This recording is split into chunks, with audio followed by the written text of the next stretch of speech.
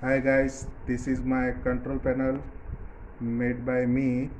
So this controls 32 outputs by relay, and there are 10 inputs for changing relay pattern. MCB, one for control supply, second for power supply. Now I am switching on.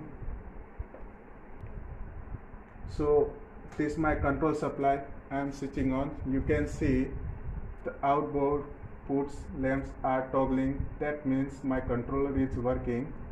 Now I am opening the door of this panel, so you will see what are the components I have used. So I am opening the door.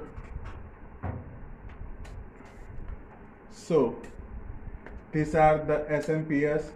There are 8 SMPS for output supply of 12 volt 12 ampere DC.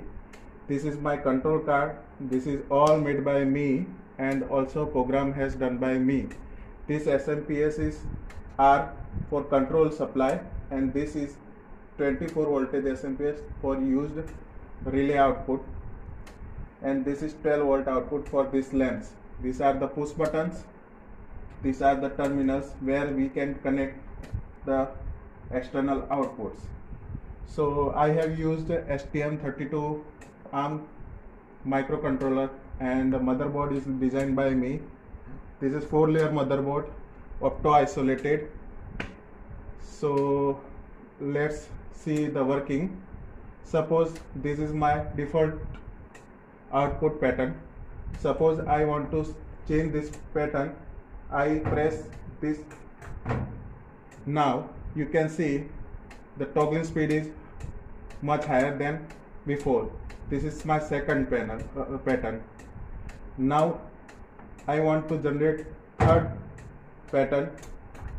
You can see it will switch in series all the LEDs. You can see.